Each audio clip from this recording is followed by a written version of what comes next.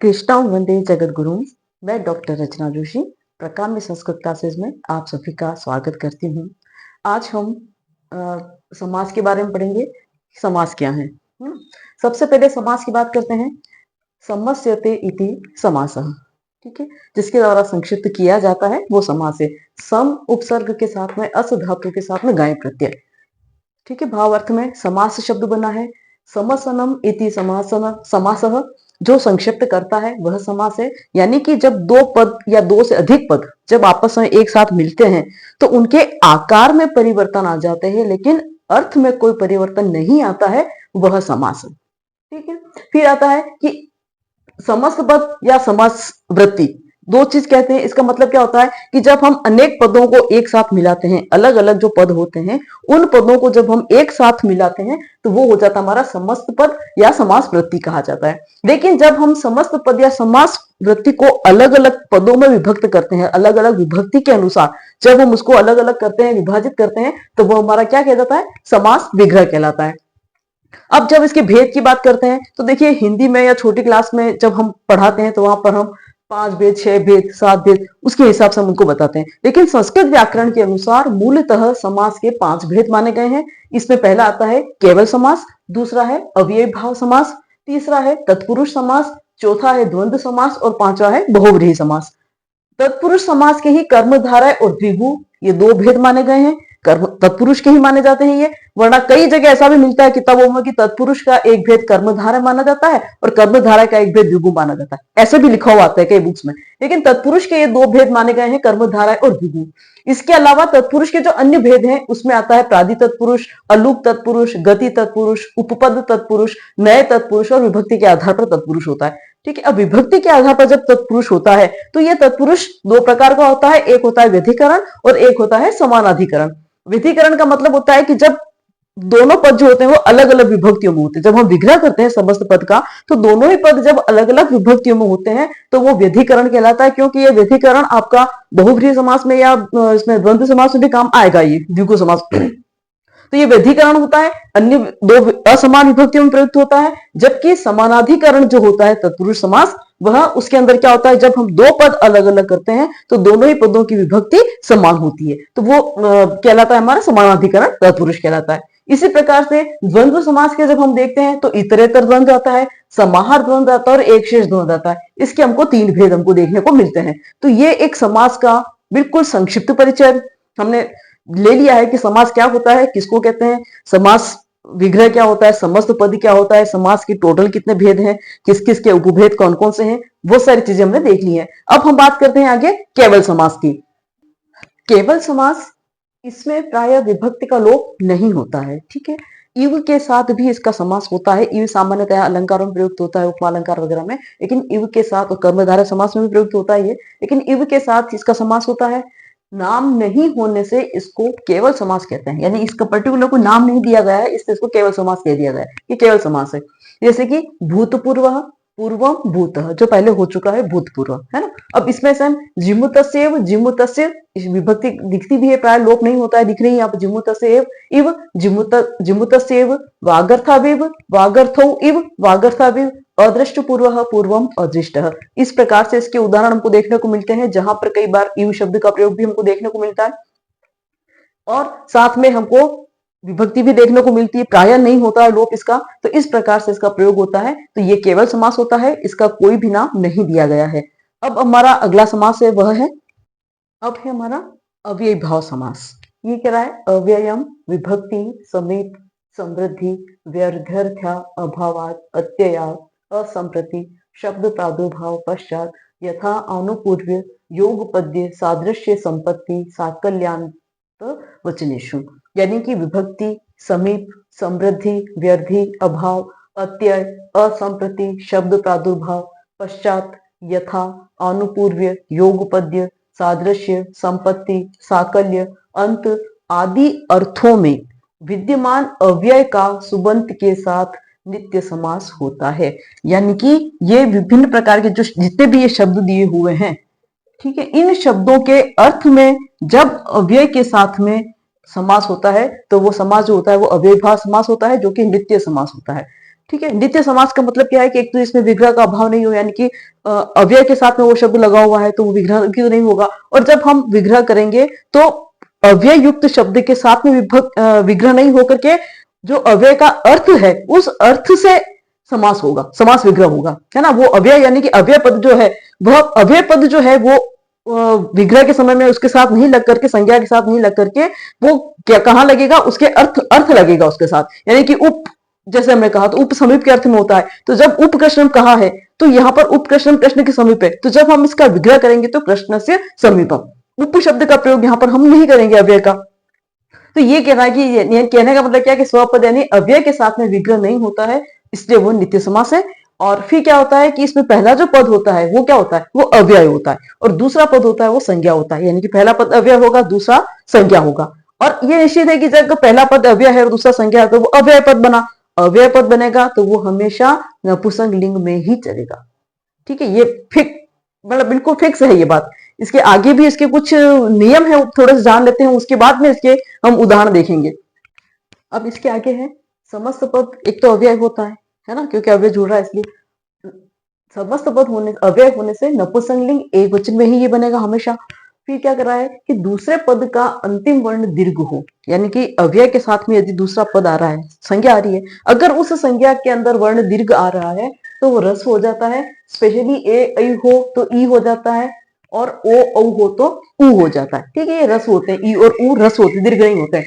जैसे उप प्लस नदी, इसका जब हम समस्त पद बनाएंगे तो बनेगा उपनदी, उपवधु उपवधु, उपनौ उपनु, है ना। तो इस प्रकार से ए और ऐ होगा तो ई हो जाएगा, ओ या औ होगा तो ऊ होगा। ठीक है, इस प्रकार से इसका वर्ण जो है वो रस हो जाता है।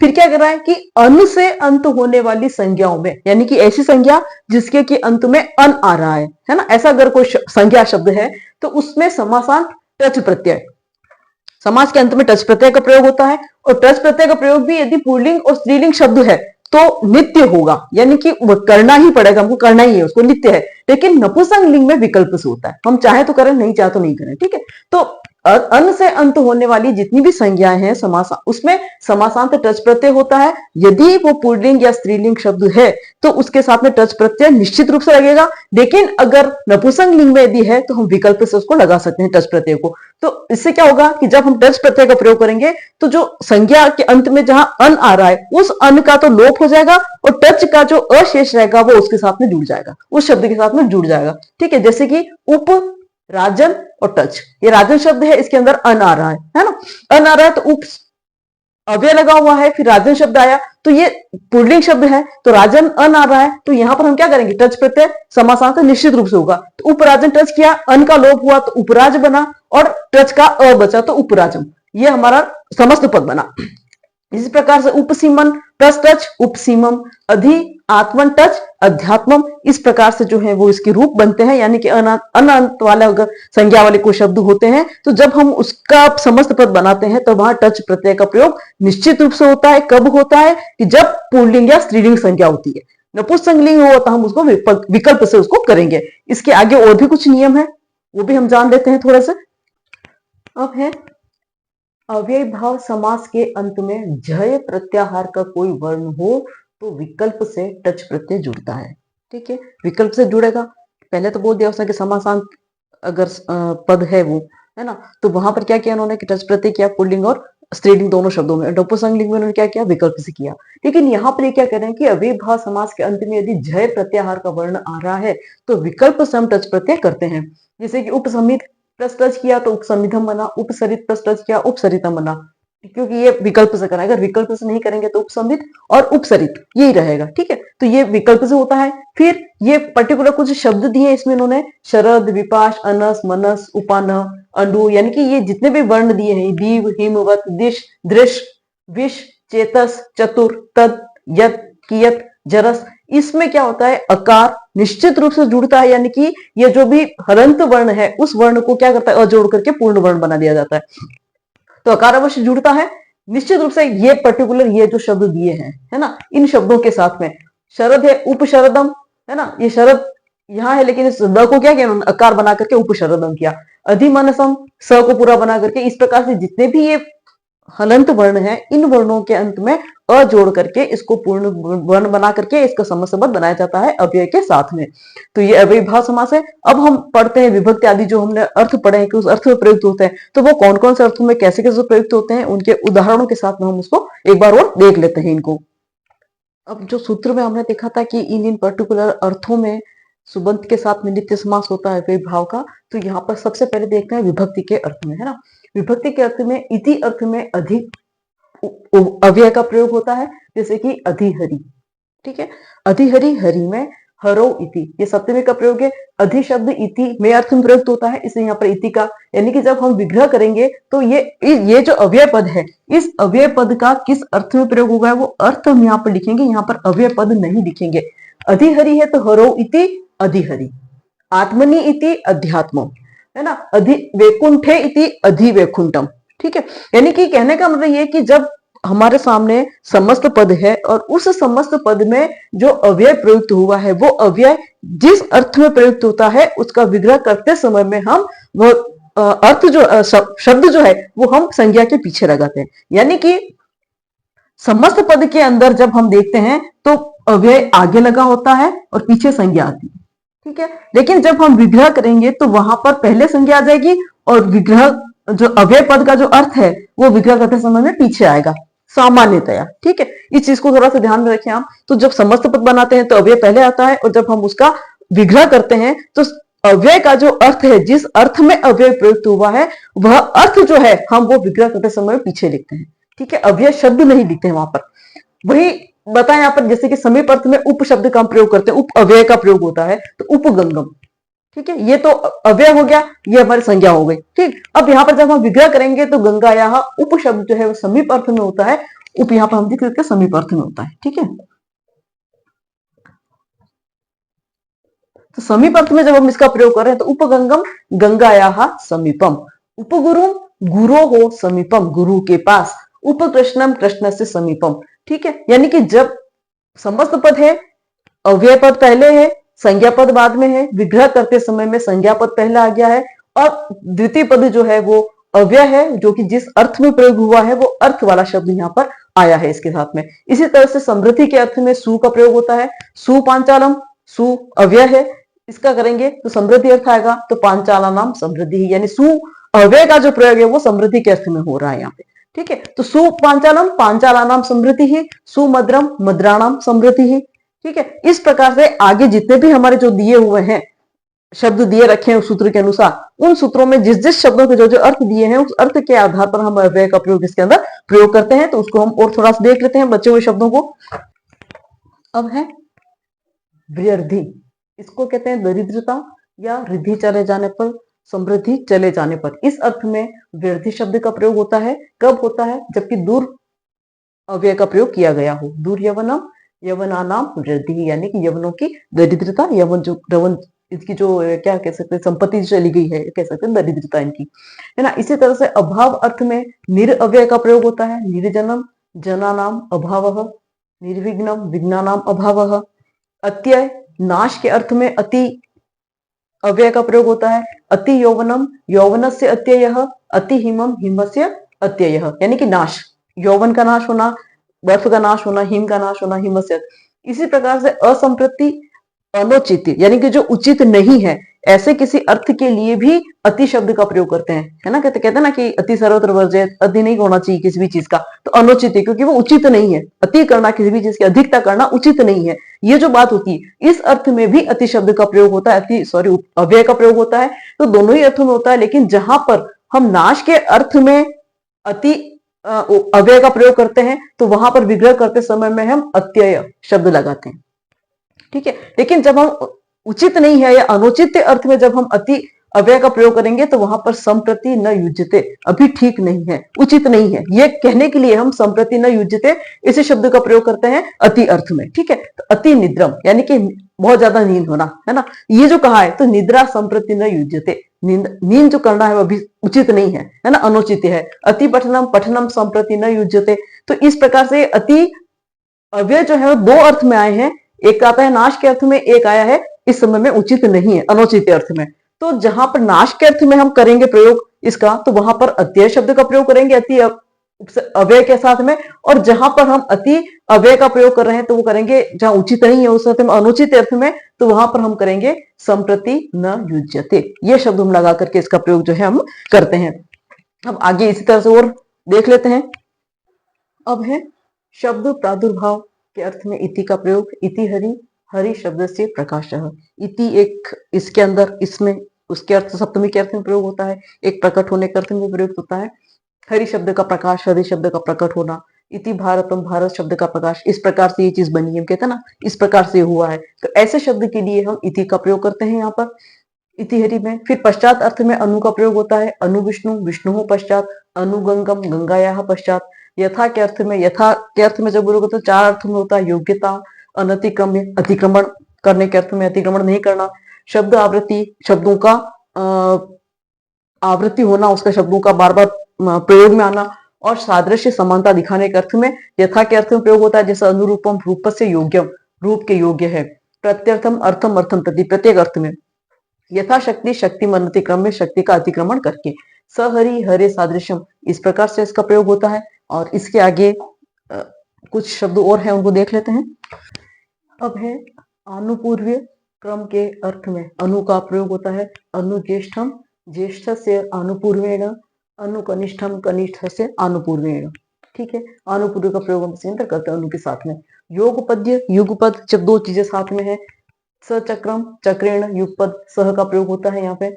सादृश्य के अर्थ में सह, स का प्रयोग होता है। सहरि, सहरि, हरे सादृश्यम। सखी, सह सखी, सख्या सादृश्यम। संपत्ति के अर्थ में भी सह, स का प्रयोग होता है। स क्षत्रम, क्षत्राणाम संपत्ति ही। स ब्रह्मम, ब्रह्मणाम, ब्रह्मणाम संपत्ति ही, है ना, इस प्रकार से। फिर साकल्य, संपूर्णता के अर्थ में भी स का प्रयोग होता है। स तृणम, तृणम अपि अपरित्यज्य, तिनके को भी नहीं छोड़ा इसने, है ना, ये जो कहते हैं तिनके को भी नहीं छोड़ा, सब कुछ लेके उठा करके, ये जो ऐसा प्रयोग करते हैं ना, तो वहां पर सतरण तिनके के साथ, यानी कि सब कुछ, तिनके को भी नहीं छोड़ा। तो यहाँ पर स का जो प्रयोग हो रहा है वो अपरित्यज्य के अर्थ में हो रहा है। तृणम अपि अपरित्यज्य। इसी प्रकार से कुछ और शब्द हैं इन्हीं अर्थों में, जिनके साथ में हम सह का वगैरह का प्रयोग करते हैं।